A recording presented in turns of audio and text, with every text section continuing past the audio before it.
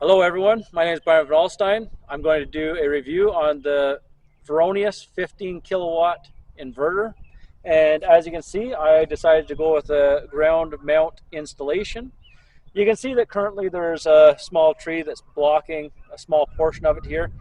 And that's because that was the spot that I wanted the solar array, and the tree still has yet to be moved. This just got set up last year, and so now it's going to be time to move the tree this spring. So I have an 18 kilowatt DC array, and that is feeding a 15 kilowatt inverter.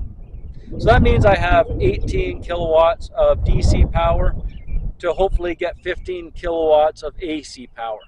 Now, although I have 15 kilowatts of AC power available to me, I'm also only putting out 10 to the grid. I'm doing a net metering system, but my net metering system is a lot different than many people have set up today. Why is that? Because I want to get the maximum out of the net metering system that I can get. Here in Ontario, we have a feed-in of 10 kilowatts. If you go beyond the 10 kilowatts, then you get into a different program. And I didn't want to get into a different program. I wanted to stay within the 10. So not only am I going to show you a little bit about my setup and do a review on this, but I'm also going to show you why my setup is a lot better and a lot different than a lot of other setups out there. So follow me and let's go check out my setup. So here we are on the back side of the solar panels. You notice that my framing here is wood framing. Now I went with wood because, well, for me, it was free. And so I did the setup myself. I'm an electrician. I was able to install this all myself, but having a carpentry background, I also know that if you can get the wood for free, go with wood. Since metal is expensive, maybe sometime down the road, maybe another 10 years, when metal comes down, maybe I'll replace this structure with metal. But for now, it's wood. I did, however, mount the Fronius inverter to steel unistrut. So the Fronius inverter, it is, of course, grounded, and it is grounded back to the panel, grounding each one of our panels individually. Now, this inverter has not given me, I've had it for about 8 months, it has not given me any problems. It has been fantastic. It's Wi-Fi enabled, so I don't need any communication to it other than Wi-Fi. However, I do have communication going to it. Why is that? Because when I net meter, I am net metering a lot different than a lot of other people are. I am net metering making sure that I only push 10 to the grid, but I can still use anything that I need for my house, that I can still use that amount above the 10 kilowatts. I'm going to get into that in a little bit. On the faceplate here, it does have a display. It does have your functionality through these 4 buttons. The programming is laid out in the manual. However, there is secret menus.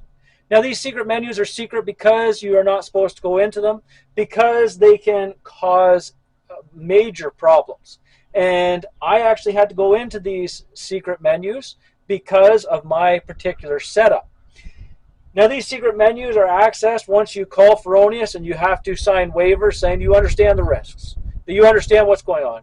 Now, I do want to give a big shout out to the guys at Fronius because they were fantastic. Their tech support is like none other that I've ever gone through. Not talking about solar, talking about any tech support.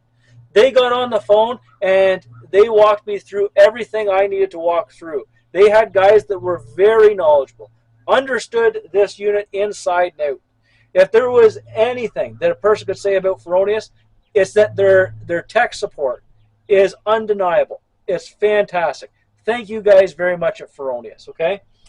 Now, I have RS 485 communication protocol coming back from my main panel, which we're going to go check out, because in my main panel I have CTs, or control transformers. They tell me exactly how much power I'm pushing to the grid. The problem with people today with their inverter setups is they sometimes have an app.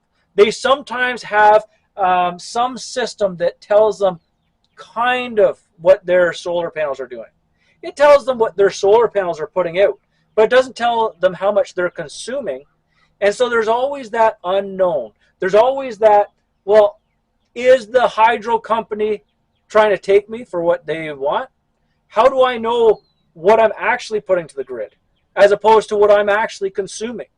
How do I know that my meter base for the hydro company is actually correct?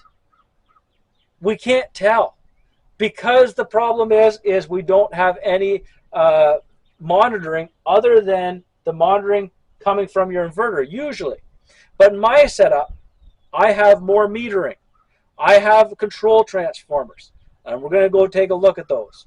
But before we do, we're just going to stop by on our way through to go see the rapid shutdown device. We're going to go and we're going to check out the actual meter, hydrometer itself. So stay tuned.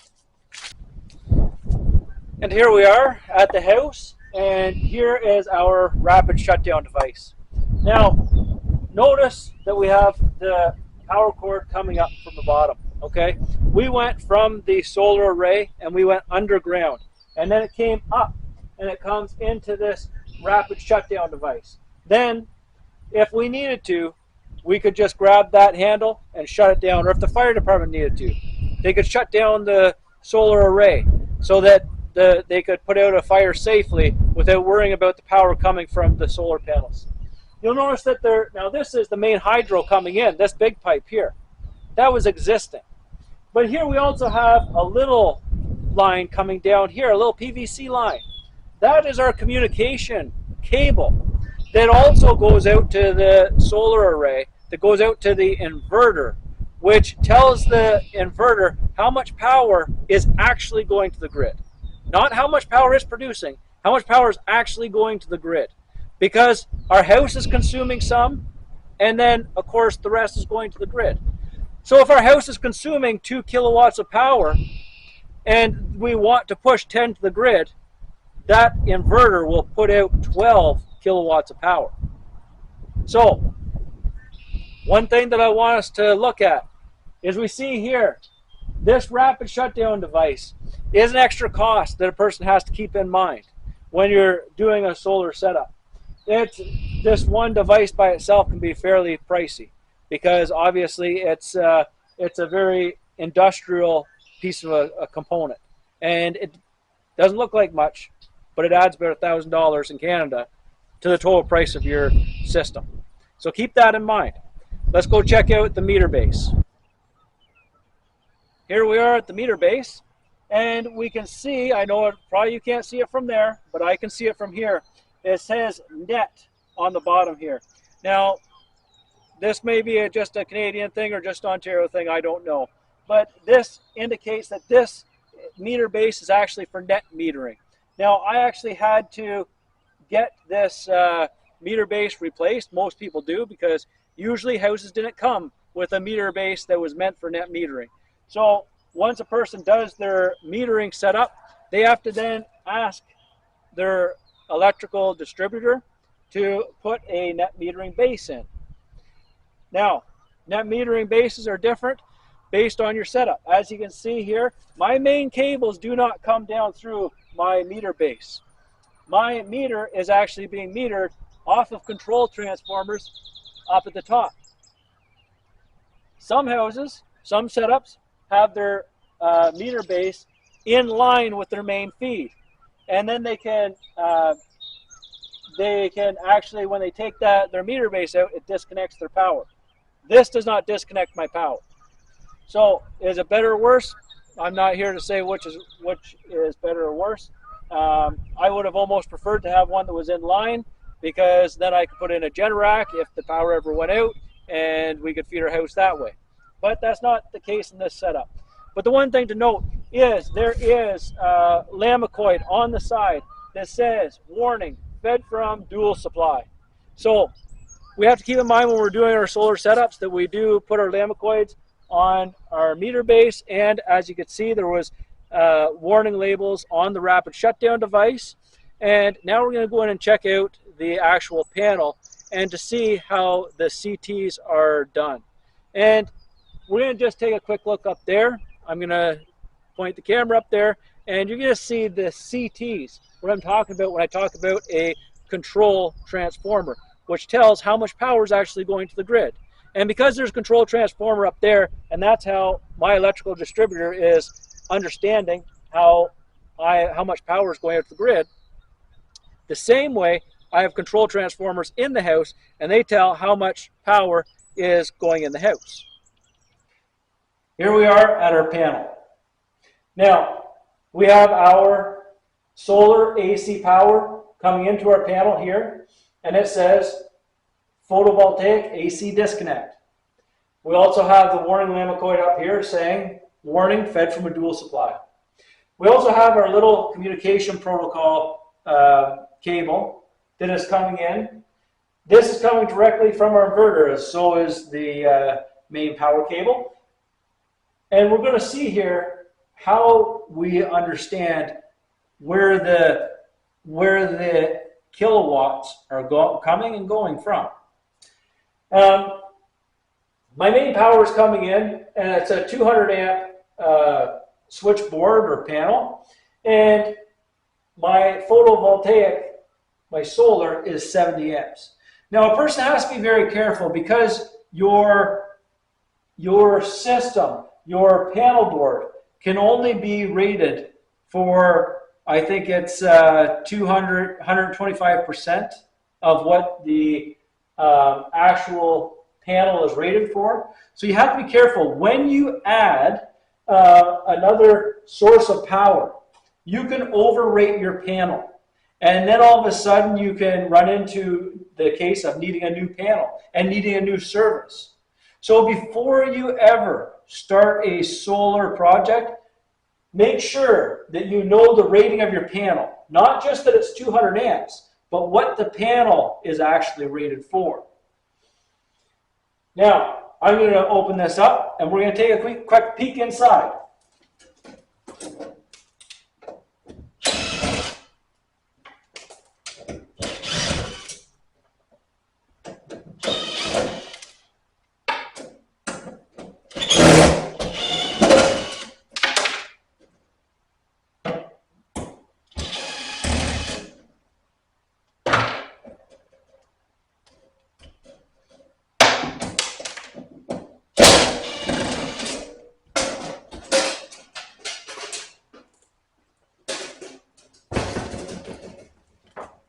Now, as we look inside here, we see there's this little box here, and that is not typical to a panel board.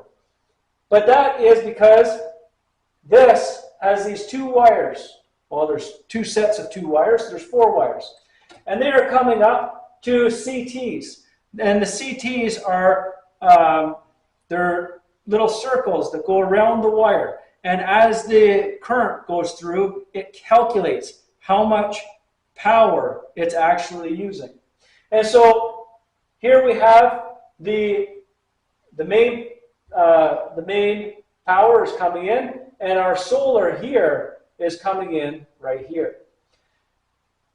As well as monitoring the current, this also monitors the power. So you also have to run one of the lines to each phase of your power from this little smart meter. Now, this smart meter is very amazing. I would recommend it to anybody. If they're ever doing a solar setup, this is an extra cost. This is an extra $1,000 cost, but it is 1,000% worth it.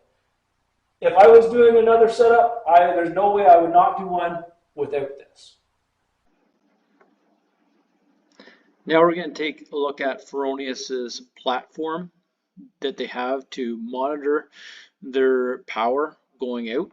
Now, this does not reflect exactly every system, but it gives the ability to do whatever you want to do in your system. You can see here off the left-hand side that there is a battery. Now, I don't have mine hooked up to any kind of battery bank, so that doesn't really apply to me, but it's still there. And it's kind of a light shading rather than a darker color like the rest of them.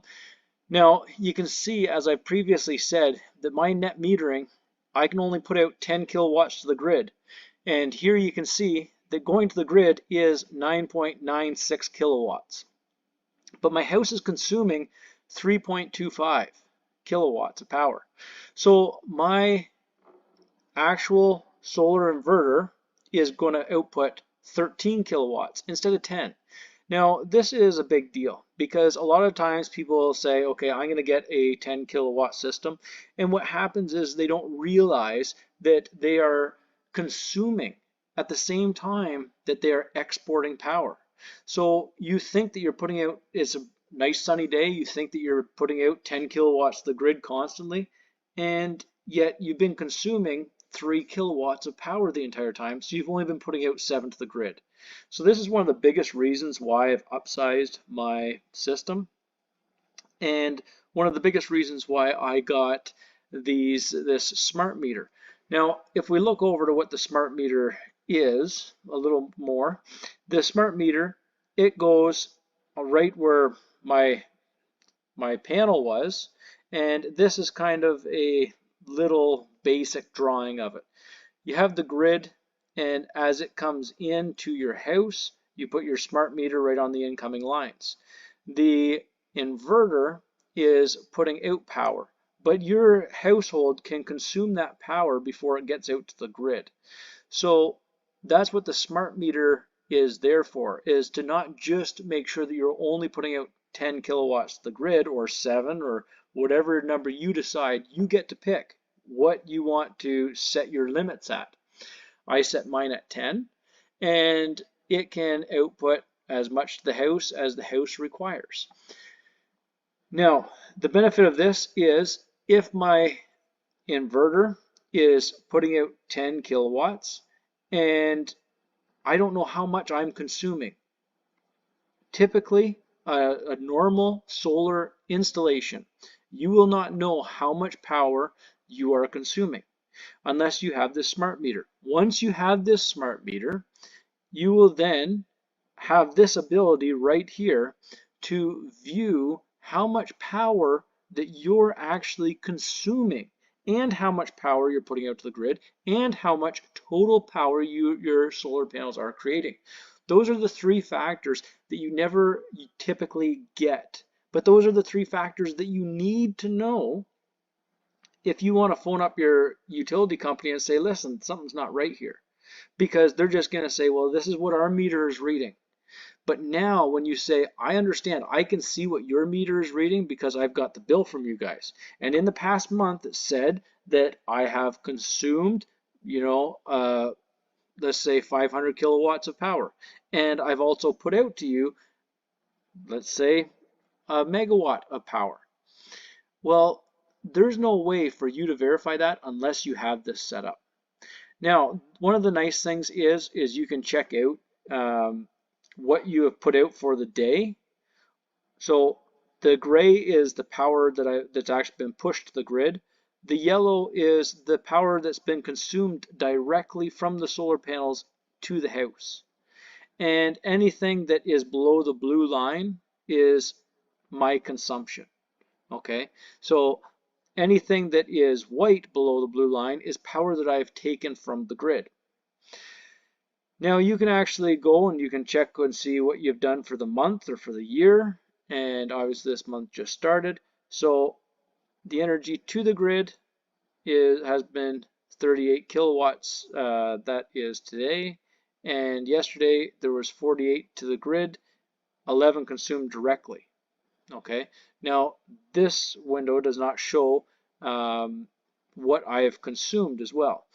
Though I also have an app on my phone that does the same thing, and it is excellent. The one thing that I do not like about the reporting is you can ask to have reports generated every month, but they come to you in a Excel file, and the Excel file does not split up. In fact, if we open one up, we will see that it does not split up those 3 factors that I've already said. You need to know how much your solar panel is producing, how much you're consuming, and how much you're exporting. Now, perhaps there is a setting that I just have not have not found yet, but that it has been one disappointment. Okay, and that's about the only disappointment that I've had with Fronius, with their inverter, with their system, with anything. But this smart metering, you can also, if you ever need to, you can go to the analysis. Now, when you look at your analysis, you can go and you can check out your inverter, and you can take a look at many different features, including your power, but you can also check out your voltages. See here, we can check out voltages of each input. I have two different solar loops going to my inverter. There's two, call them strings, solar strings. So I can check out the voltage of each string individually. Now this helps to determine if there's a problem with the solar panels themselves. Now as we can see, both of my solar panels, we look at here and we look at here. This is one string and that's your second string. They are both very close to the same voltage. And then if I checked out the amperage, or I could check out the DC amperage, or I could just go and check out the power coming from each string. And by doing this, we can tell and make sure that our strings are doing the same thing. And as long as they're doing the same thing, you know you don't have a problem with one of your solar panels. But in all, this platform and the app that comes on your phone is fantastic. You can see it from anywhere. They will send you alerts if your system has been down for any length of time. But this Fronius inverter, I'm going to say it is amazing. The setup was simple, the customer service was awesome, and their platform is awesome. So aside from the reports, which could possibly be my fault, I would rate this the highest that I could possibly rate a inverter. Thanks for watching. I hope this has been helpful and educational. Follow my channel for more.